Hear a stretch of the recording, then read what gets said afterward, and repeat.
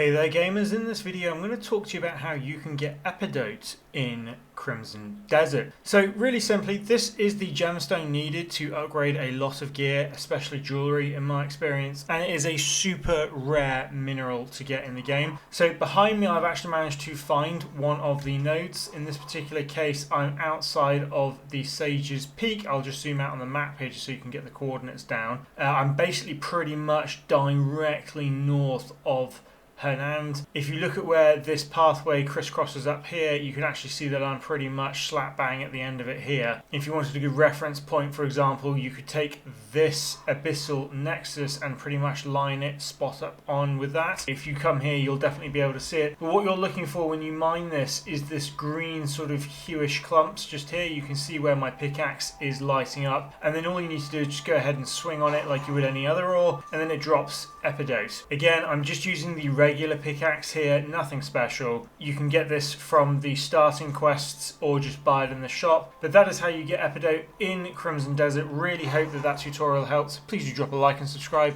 if it did, and I will see you in the next video. Thanks very much.